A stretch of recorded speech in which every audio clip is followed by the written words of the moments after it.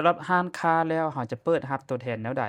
หรือว่าเราจะจัดการตัวแทนแนวใดตั้งเครดิตให้ตัวแทนแนวใดเวลาที่ว่าเราจะเปิดรับตัวแทนนี่เราต้องเฮ็ดแนวใดแน่มาเบิ่งคลิปนี้กันเริ่มจากเปิดรับตัวแทนก่อน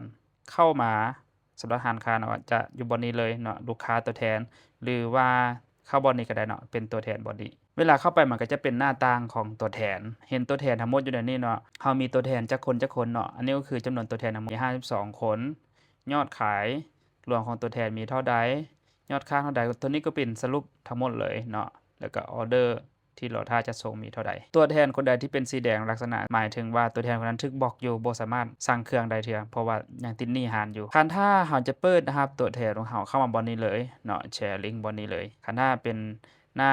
โทรศัพท์มันก็จะเป็นประมาณนี้เนาะนี่แชร์ลิงก์สมัครตัวนี้เนาะตัวนี้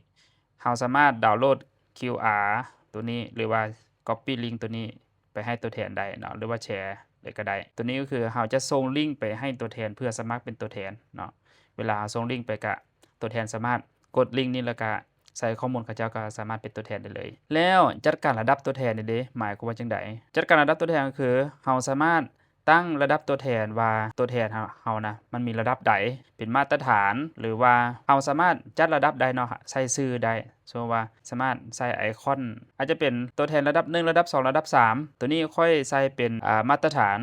นนี้ต้องขายจักออร์เดอร์หรือว่าขายจักสิ้นขายจักโตก็ถ้าเป็นเสื้อผ้าเนาะขายตั้งแต่0จนฮอด99โตนี่ถือว่าอยู่ในระดับ1คันถ้าขายฮอด100โตขึ้นไปจนฮอด300โตก็จะเป็นระดับ2เราสามารถแก้ไขหรือกำหนดได้เนาะว่าเราจะเอาเท่าใดอาจจะเป็น5โต10โตก็แล้วแต่เราชื่อเนาะอันนี้ระดับที่2นี้ก็คือเป็น Bronze หรือว่าเหรียญทองแดง แล้วก็สามารถกำหนดส่วนลดได้ว่าตัวแทนระดับนี้มีส่วนลดเท่าใดระดับนี้มีส่วนลดเท่าใดเวลาที่เราตั้งส่วนลดไว้คันถ้าตัวแทนสั่งเครื่องนำเรามันก็จะลบส่วนลดให้เราพร้อมสรุปเงินให้เราตอนที่ว่าเขาเจ้าสั่งเครื่องเนาะมันก็จะลบส่วนลดตัวนี้เข้าไปพร้อมเราสามารถตั้งได้เด้อตัวนี้เอาจักระดับก็ได้เนาะขึ้นกับเราค่อยต่างวันนี้จากระดับ6ระดับเนาะแล้วเราสามารถตั้งเงื่อนไขได้อีกเนาะว่าเงื่อนไขตัวนี้นะให้สามารถบรรลุเป้าหมายได้ภายในจักเดือนสิกำหนดเองก็ได้เนาะนี่หรือว่าภายใน3เดือนก็ได้แล้วแต่ตัวนี้ค่อยตั้งไว้ภายใน3เดือนคันถ้าภายใน3เดือนนี้ขายได้ตั้งแต่0จนฮอด99ตัวนี้หมายความว่าจำนวนสินค้าเด้อเจ้าขายเสื้อผ้าก็ถือว่า99โตถ้าเจ้าขายอย่างอื่นก็นับตามนั้นเลยบ่ได้นับออร์เดอร์เด้อนับเป็นจำนวนสินค้าตัวนี้อาจจะมี 4-5 ออร์เดอร์ก็แล้วแต่จำนวนสินค้าฮอด99แล้วก็ถือว่าเขาเจ้าเลื่อนและบ่อนนี้เนาะก็คือจำนวนเพดานว่าระดับ1นี่นะเขาเจ้าสามารถติดหนี้เราได้เท่าใดเพราะว่าตัวแทนลักษณะซี่คือเป็นตัวแทนที่เขาเจ้าต้องจ่ายค่าสินค้าให้เราตัวนี้ระดับ1นี่ค่อยให้สามารถติดหนี้ได้ 300,000 กีบคันถ้าเขาเจ้าสั่งออร์เดอร์นำเรามูลค่าเครื่อง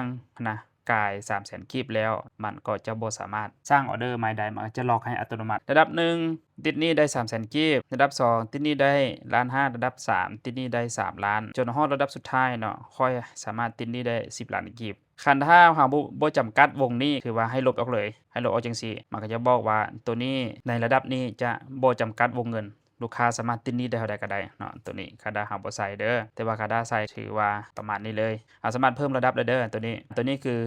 การจัดการเนาะการจัดการระดับของตัวแทนเราสามารถตั้งค่าได้สามารถใส่ชื่อตัวแทนใส่ชื่อระดับได้ว่า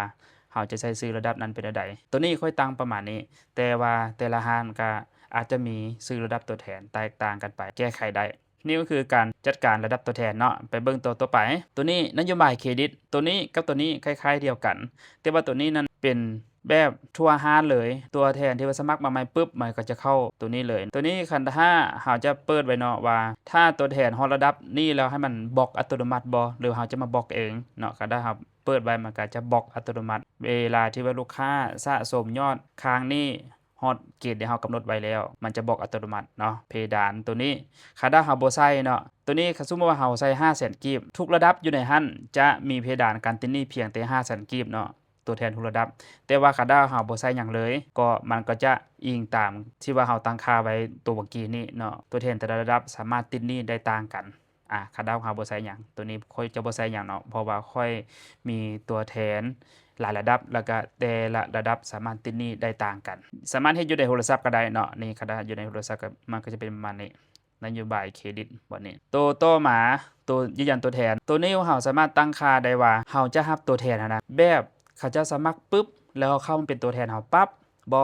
หรือว่าเราจะเลือกเอาเฉพาะตัวแทนคนใดคนหนึ่งเนาะตัวนี้ค่อยตั้งอัตโนมัติไว้ก็คือไผก็ได้สามารถมาเป็นตัวแทนของค่อยได้ทันทีเวลาที่ค่อยส่งลิงก์ให้เขาเจ้าสามารถเข้ามาแล้วก็ถือว่าเป็นตัวแทนเลยเห็นสินค้าอย่างต่างๆสามารถสร้างออเดอร์ได้ทันทีเลยแต่ว่าในกรณีที่ว่าร้านเรามีตัวแทนหลายแล้วเราอยากคัดกรองเอาตัวแทนที่มีคุณภาพเราก็สามารถเข้ามาบนนี้เวลาที่ว่าเราเลือกตัวนี้ปุ๊บเราส่งลิงก์สมัครให้เขาเจ้าจะมีแบบฟอร์มให้กรอกแล้วก็มีเงื่อนไขอย่างต่างๆแล้วก็มันจะเข้ามาบนนี้ให้เรากดสอบคันถ้าเรากดสอบแล้วมันก็จะเป็นอนุมัติแล้วประมาณนี้เขาเจ้ามันจะมีข้อมูลหนึ่งเบอร์โทรเขาเจ้าลิงก์เพจที่เขาเจ้าขายเครื่องเขาอาจจะต้องการให้แน่ใจว่าเขาเจ้าน่ะขายเครื่องแท้บ่เอาเพจมาให้เบิ่งแหน่เนาะแล้วก็รูปเพจเด้เขาเจ้าก็แคปหน้าจอมาให้เราเนาะแล้วก็มีเหตุผลว่าเป็นหยังค่อยจึงจะรับเจ้ามาเป็นตัวแทนตัวนี้เขาจะว่าเคยมาก่อนเคยขายมาก่อนแล้ว50ประเทศยอดขาย 5,000 ล้านอันนี้มันค่อยสมมุติขึ้นมาซื่อๆคันถ้าเราเลือกเอาตัวนี้มันก็จะมีแบบฟอร์มตัวนี้ให้เขาเจ้ากรอกแล้วก็ส่งมาให้เรากดสอบคันถ้าเราว่าโอเคตัวแทนตัวนี้ผ่านรับมาเป็นตัวแทนเรากดอนุมัติไปมันก็เขาเจ้าก็จะสามารถเห็นหน้าตัวแทนได้เนาะแล้วก็สามารถสั่งเครื่องได้นี่คือวิธีการรับตัวแทนแล้วก็วิธีการจัดการตัวแทนไผที่มีร้านค้าแล้วอยากรับตัวแทนให้มาจัดการอยู่บ่อนนี้ได้เนาะและในการตัวแทนนี้คันถ้าเขาเจ้าใส่รูปมันก็จะแสดงรูปขึ้นมาเนาะมันจะมีชื่อตัวแทนแล้วก็มีเบอร์โทรเขาเจ้าแล้วก็ระดับเขาเจ้าปัจจุบันนี้ยอดขายเท่าใดชำระแล้วเท่าใดค้างชำระเท่าใดเราสามารถเบิ่งได้เวลาจิ้มเข้าไปมันก็จะแสดงหน้าต่างรายละเอียดตัวแทนคนนั้นว่ามีรูปเป็นเท่าใดตอนนี้ส่วนลดตัวแทนได้เท่าใดอยู่ระดับตัวแทนเท่าใดเครดิตที่ตัวแทนคนนี้สามารถติดหนี้ได้เท่าใดเนาะแล้วก็เขาเจ้าสร้างออเดอร์ได้เท่าใดแล้วอาจจะเป็นมื้อนี้เดือนนี้สามารถสรุปอยู่บ่อนนี้ได้เขาเจ้าจ่ายแล้วเท่าใดยังค้างเท่าใดสามารถเบิ่งอยู่ในนี้แล้วก็เราสามารถกำหนดเครดิตเขาเจ้าเป็นเฉพาะบุคคลได้สมมุติว่าเรามีตัวแทนคนนี้ที่เรารู้จักหรือว่าเขาเจ้าเคยขายเครื่องกับเรามาก่อนแล้วเขาเจ้าหาก็มาสมัครใหม่แล้วเราต้องการให้เครดิตเขาเจ้าสูงก็สามารถกำหนดได้นี่ประมาณนี้ตัวนี้ก็คือเป็นกำหนดเฉพาะบุคคลนี้เนาะเขาเจ้าสามารถติดหนี้ได้เท่าใด5ล้านบ่คันถ้าเราบ่ใช้มันจะใช้ค่ากลางตามที่เราตั้งค่าไว้แต่ว่าคันถ้าเราใช้แล้วตัวนี้ก็สามารถกำหนดให้เขาเจ้าติดหนี้ได้เฉพาะคนนี้คนเดียวสมมุติว่าใช้3ล้านคนนี้ก็สามารถติดหนี้ได้3ล้านมันก็จะขึ้นมาบนนี้ว่าเพดานติดหนี้สามารถติดหนี้ได้3ล้านสำหรับตัวแทนคนนี้แต่ว่าคันถ้าเราใช้คำว่าใช้ค่ากลางตามระดับตัวแทนคนนี้ก็จะสามารถติดหนี้ได้แบบตัวแทนทั่วไปเลยตามมาตรฐานที่เราตั้งค่าไว้และระดับตัวแทนเราสามารถเลื่อนระดับตัวแทนแบบอัตโนมัติหรือว่ามากดอยู่บนนี้ได้เนาะสมมุติว่าเราเลือกบนนี้คนนี้เคยขายเครื่องกับค่อยโดดแล้วค่อยอยากเลื่อนระดับให้เรามีส่วนลดหลายขึ้นค่อยก็สามารถกำหนดเองได้นี่ก็จะเป็นระดับโกแล้วก็มีส่วนลดที่เพิ่มขึ้นมีเพดานการติดหนี้ที่ว่าสูงขึ้นสามารถกำหนดเองได้แต่ว่าคันถ้าเราใช้อัตโนมัติก็ถือว่ามันจะเป็นไปตามการตั้งค่า